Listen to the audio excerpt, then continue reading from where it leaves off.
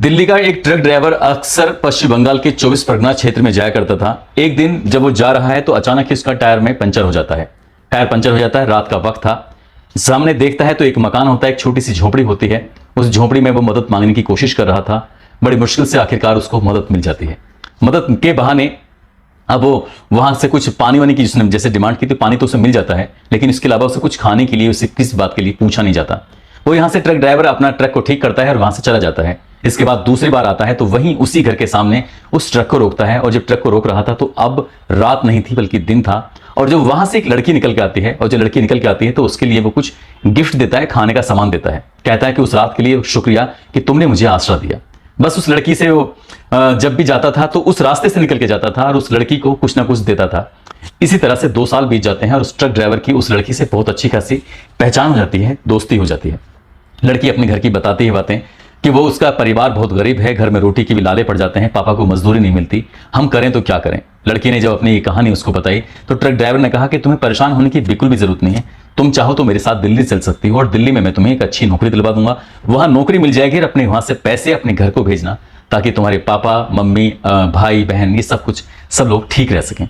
बस इतना कहना था। लड़की को लगता है कि ये सब कुछ ठीक है और साल 2013 में उस लड़की को वो दिल्ली लेके आ जाता है। लेकिन वो दिल्ली नहीं बल्कि एक कोठे पर लाकर छोड़ देता है और यहीं से उस लड़की की जिंदगी पूरी तरह से बर्बाद हो जाती है, बदल जाती है। लेकिन कोठे पर ही उसकी जिंदगी आबाद होने वाली थी। एक ऐसा फरिश्ता उसकी जिंदगी में आता है, ना केवल उसने उसकी जिंदगी को बदला बल्कि उसको एक नई जिंदगी देकर एक ऐसी कहानी गढ़ी जो कहानी इंसानियत की एक अच्छी मिसाल पेश कर सकते हैं। इस कहानी को सुनने के बाद आपको भी लगेगा कि इंसानों के बीच में आज भी ऐसे ऐसे लोग रहते हैं जो वाकई बहुत दिल के अच्छे और सच्चे होते हैं। आज की कहानी आपको बहुत मोटिवेट करेगी।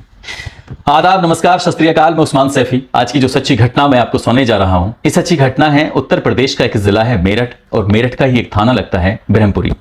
बात कर रहा हूं साल 2015 की। एक लड़का मनीष अपने दोस्त के साथ मजदूरी करके घर की तरफ जा रहा था और आज उन्होंने मेरठ के ब्रह्मपुरी थाना क्षेत्र का जो एक इलाका है कबाड़ी बाजार, उसकी तरफ से रास्ता बदल दिया। जैसे ही उस रास्ते से निकल रहे थे तो मनीष के दोस्त ने कहा कि अगर कोई ऐतराज ना हो तो आज हम कोठे पे चलें, देखें तो सही, ये बड़ी बड़ी सुंदर सुंदर लड़कियां हैं, ये अक्सर बुलाती रहती हैं और उनके पास कोई जाता ही नहीं है। मनीष अभी छोटा था, उसको समझ नहीं आ रहा था कि ये क्या कहने चाह रहा है। मनीष उसके लिए तैयार हो जाता है और तैयार होने के बाद कहता है ठीक है चलते हैं। वहां जाते हैं, एक दोस्त एक कमरे में जाता है, मनीष अपने दूसरे कमरे में चला जाता है। जितने पैसे उनसे मांगे गए थे उतने पैसे उनके पास होते हैं। दोनों दोस्त कुछ देर रुकते हैं, कुछ देर रुकने के बाद फिर वापस आते हैं और दोनों अपनी अपनी कहानी बयां कर रहे थे।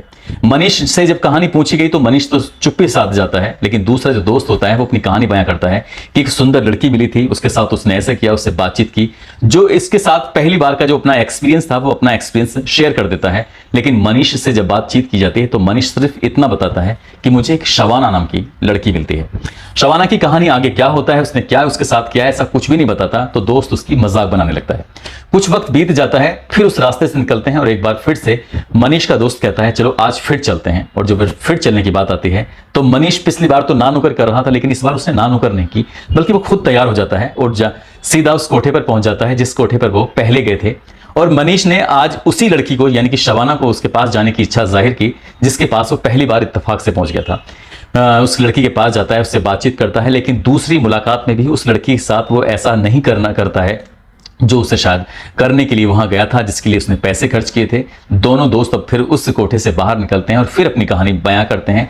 एक दूसरे से बातचीत कर रहे थे, लेकिन वो सिर्फ शबाना की खूबसूरती के बारे में बात कर रहा था, उसके अच्छेपन की बात कर रहा था। उसने उसके साथ कुछ नहीं किया, इस बारे में बात नहीं कर रहा था। और जो दोस्त होता है वो जिस कमरे में जाता है, जिस कोठे में जाता है, वहां जाने के बाद जिस लड़की से मुलाकात करता है उससे मिलने की एक एक पल के बारे में वो मनीष को बताता है। और जब मनीष कुछ नहीं बताता तो दोस्त उसकी मजाक बनाता है, कहता है कि तू ठीक तो है, शारीरिक रूप से ऐसा तो नहीं है कोई मेडिकल की कोई कमी तेरे अंदर हो।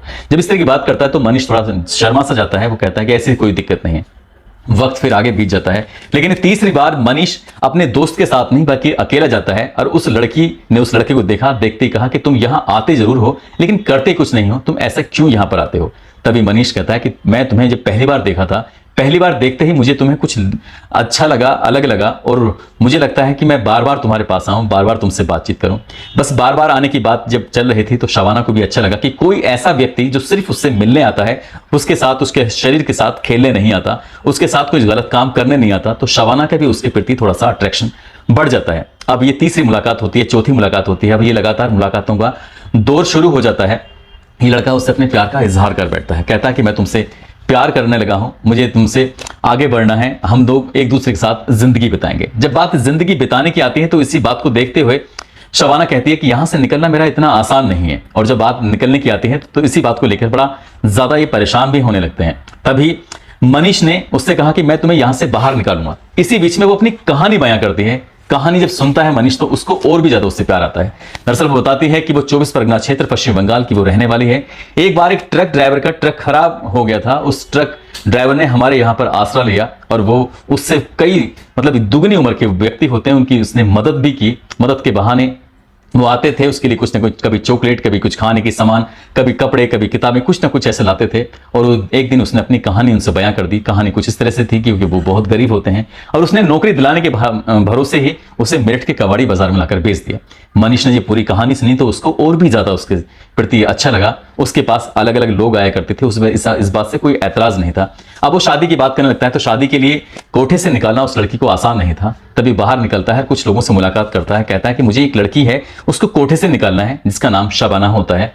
तब लोगों को पास जाते जाते वो सीधा एक ऐसी जगह पहुंच जाता है जो कि संकल्प एनजीओ होती है, उसकी संस्थापक होती हैं अतुल शर्मा। वो मैडम से बात करता है, फोन पर बताता है कि मैडम मैं ऐसे से एक लड़की को कोठे से निकालना चाहता हूं, आखिर तुम मेरी मदद करोगी कि नहीं करोगी।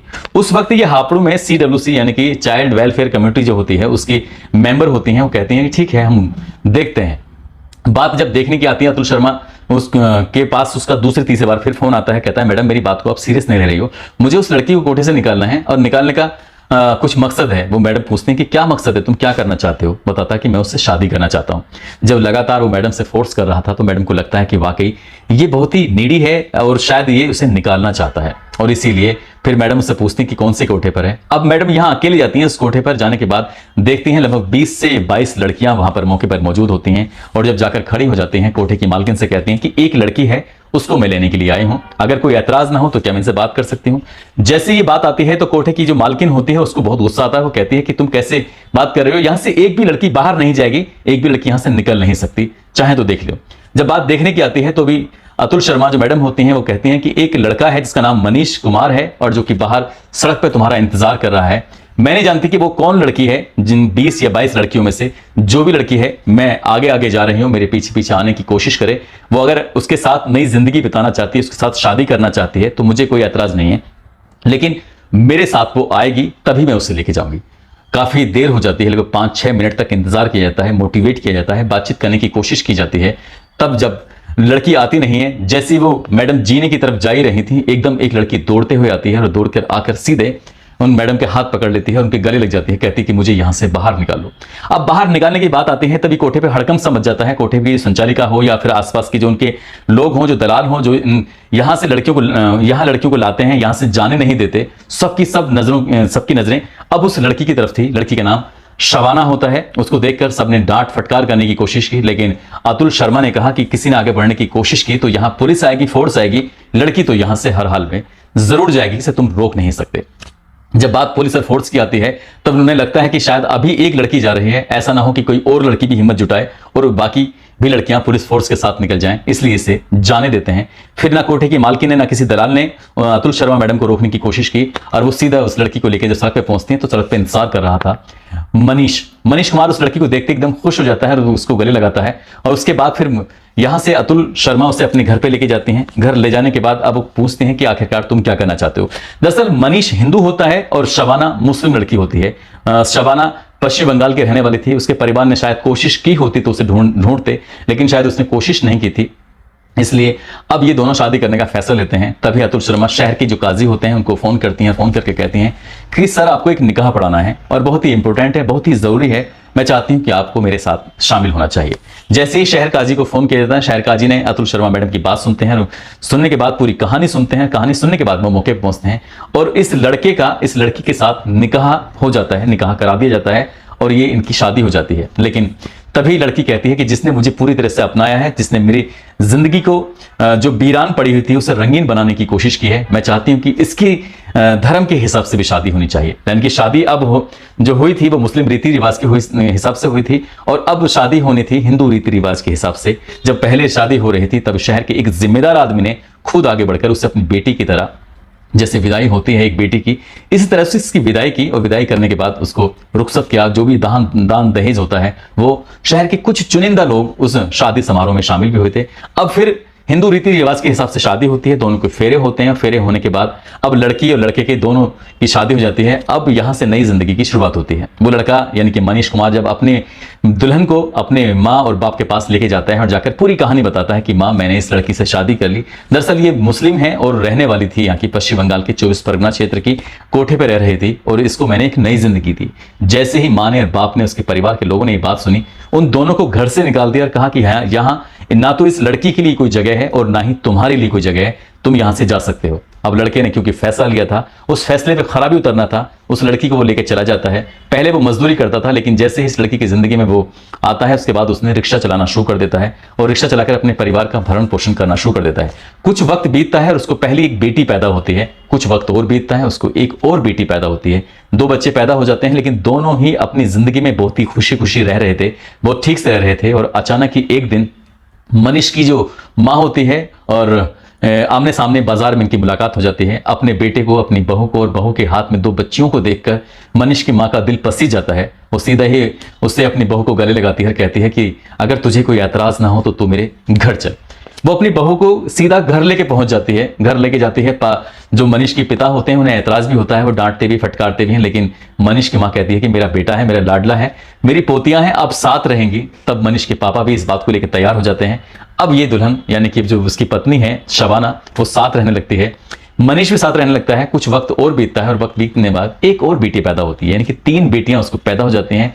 आज साल 2023 में मैं इस कहानी को सुना रहा हूं। ये जो परिवार है जिसमें मनीष कुमार है, उसकी पत्नी शबाना है, उनकी 3 बेटियां हैं, ये परिवार बहुत ही खुशहाल जिंदगी जी रहा है और मनीष ने उसके हर सपने को पूरा करने की कोशिश की है। लेकिन शबाना की सबसे खास बात यह है, शबाना इस बात को लेकर बहुत ज्यादा खुश है, क्योंकि जिस दलदल में धंसी हुई थी, शायद उस दलदल से कोई उसे कभी बाहर निकाल ही नहीं पाता, क्योंकि उसने उस कोठे पे 3 साल के आसपास गुजारे थे। वहां लोग आते जरूर थे उसके जिस्म से खेलने के लिए, उससे बातचीत करने के लिए, उसके साथ वक्त बिताने के लिए, लेकिन किसी ने भी उसके साथ पहली बार जिस तरह से मनीष ने व्यवहार किया कि उसके साथ कुछ किया ही नहीं, दूसरी बार में उसके साथ कुछ किया ही नहीं, तीसरी बार में उसके साथ कुछ किया ही नहीं। और वो बार बार आता था, मजदूरी करता था, बहुत कम पैसे कमाता था, पैसे जोड़कर तब वो कोठे पे जाता था। और जब पहली बार, दूसरी बार, तीसरी बार इस तरह से जाता था, तो उसी जगह पर जाने पर जो कोठे की मालकिन होती है उसको लगता है कि उसके साथ इसका अटैचमेंट हो गया, इसलिए उससे फिर वो मनमानी रकम भी वसूलती थी। लेकिन उसके लिए वो किसी भी कीमत पर वो जाने को तैयार होता था। ना केवल उसने उसके साथ शादी की, बल्कि बच्चे भी हुए और बच्चों को वो अच्छी शिक्षा देने की कोशिश कर रहा है। लेकिन आज भी वो करता मजदूरी ही है या रिक्शा चलाता है। लेकिन इस कहानी को सुनने के बाद जब मैंने इस कहानी को बीबीसी की वेबसाइट पर पढ़ा तो मुझे भी लगा कि वाकई कहानी अपना आप में दिलचस्प है। इसके बाद मैंने संकल्प संस्था की जो संस्थापक होती हैं अतुल शर्मा जी से मैंने बातचीत की, तो अतुल शर्मा जी ये कह उठती हैं कि अगर तुम चाहो तो आज भी इस परिवार से मिल सकते हो। ये परिवार बहुत ही खुशहाल तरीके से रह रहा है और वो आज भी उस लड़की को अपनी बेटी की तरह, उसकी जो विदाई होती है, जो देना होता है, लेना होता है, अतुल शर्मा कभी कभार उसके साथ ऐसा करती रहती हैं। लेकिन उस लड़की ने कभी अपने गाँव वापस जाने की कोशिश नहीं की। उसकी नाराजगी इस बात से थी क्योंकि उसके परिवार ने कभी उसे ढूंढने की कोशिश नहीं की, क्योंकि उस ट्रक ड्राइवर को कभी तलाश करने की कोशिश नहीं की। दोस्तों, इस पूरे घटनाक्रम को सुनाने का उद्देश्य किसी को परेशान करना नहीं है, किसी का दिल दुखाना नहीं है, बल्कि आपको जागरूक करना है, आपको सचेत करना है। आप जहां भी रहें अपना ख्याल रखें, सुरक्षित रहें। जय हिंद, जय भारत।